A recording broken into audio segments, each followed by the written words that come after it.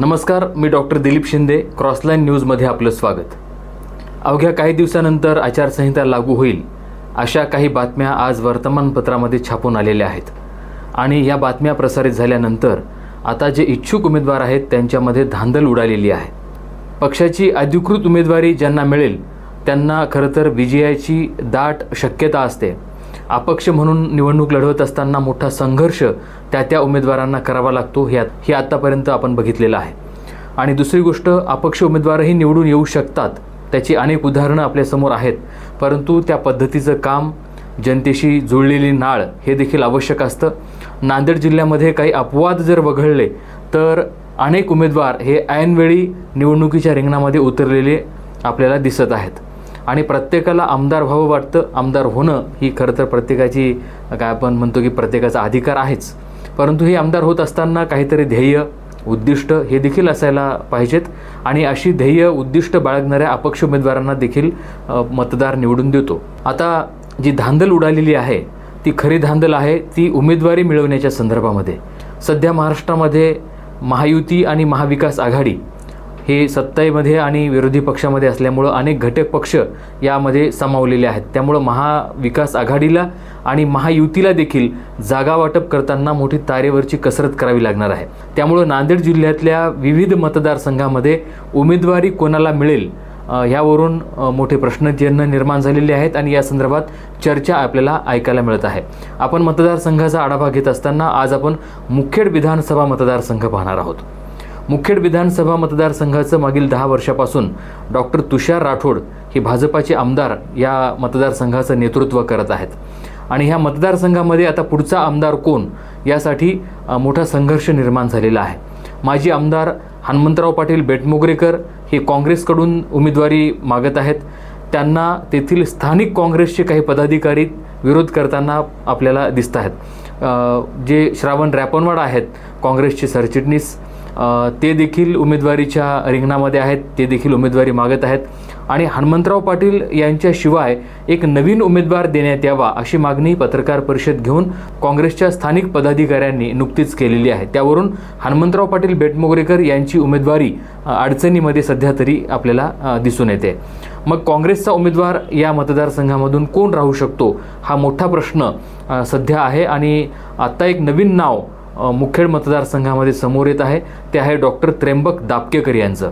नांदेडचं जे global hospital आहे त्याचे संचालक, मागील अनेक वर्षापासून ते हाडाचे डॉक्टर म्हणून तज्ज्ञ आहेत आणि त्यांचं मोठं रुग्णालय नांदेडमध्ये आहे. ते मूळचे मुखेड तालुक्यातलेच असल्यामुळं त्यांचा एक संपर्क त्या मतदारसंघामध्ये आहेच.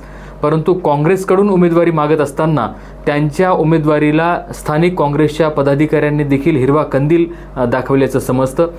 दापकेकर यांना जर उमेदवारी मिळाली तर काँग्रेस त्यांच्या पाठीमागे भक्कमपणे उभे राहू शकते असे एक चित्र या मतदारसंघामध्ये आहे. जर हनुमंतराव बेटमोगरेकर यांची उमेदवारी पक्षानं डावलली तर कदाचित ही उमेदवारी डॉक्टर त्र्यंबक दापकेकर यांना मिळू शकते. आणि भाजपकडून डॉक्टर तुषार राठोड यांच्या बरोबरीनंच एकनाथ शिंदे गटाचे आणि त्यांचे खाजगी सचिव राहिलेले बालाजीराव खदगावकर हे देखील उमेदवारी मागत आहेत. महायुतीकडून मोठी रस्सीखेच या मतदारसंघामध्ये दिसते. अजून एक तिसरे नवखे उमेदवार कार्यकर्ते आहेत, ते आहेत विजय पेटकर. हे देखील सध्या जनसंपर्क साधून आहेत, लोकांमध्ये ते मिसळत आहेत आणि अशोकराव चव्हाण यांचे समर्थक म्हणून त्यांचं नाव सर्वांना परिचित आहे. डॉक्टर त्र्यंबक दापकेकर जर काँग्रेसकडून उमेदवारी त्यांना मिळत असेल तर मग महायुतीकडून उमेदवारी कुणाला हा मोठा पेच महायुतीसमोर सध्या आहे. आणि जर रनिंग आमदार डॉक्टर तुषार राठोड यांना जर पक्षानं डावललं तर बालाजी गिरगावकर हे शिवसेनेच्या धनुष्यबाण या चिन्हावर त्या मतदारसंघामध्ये समोर येऊ शकतात.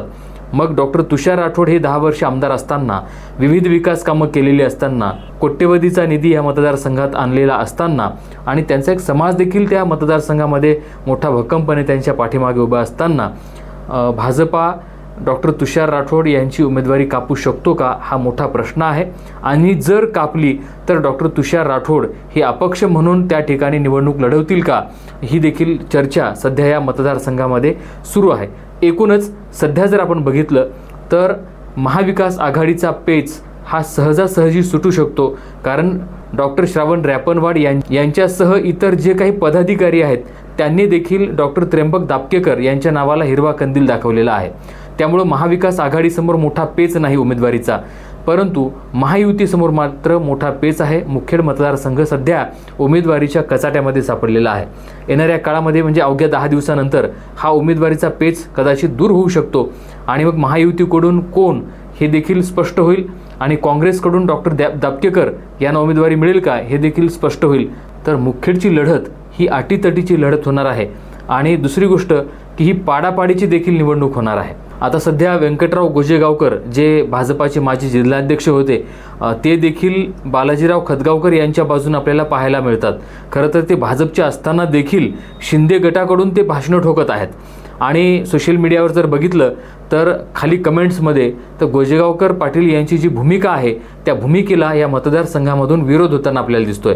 म्हणून खतगावकर यांचा मार्ग म्हणावा तेवढा सोपा देखील नाही। या मतदारसंघामध्ये पैसा हा तर महत्त्वाचा घटक ठरणारच आहे, पण जनतेशी कुणाची नाळ जुळलेली आहे किंवा जनतेशी कोण आपली नाळ जुळून घेऊ शकतो हे येणाऱ्या काळामध्ये त्यांचं भवितव्य ठरवणारा मुद्दा असणार आहे। आपण पुन्हा या विषयावर चर्चा करणार आहोत। तोपर्यंत विश्रांती घेऊयात। नमस्कार।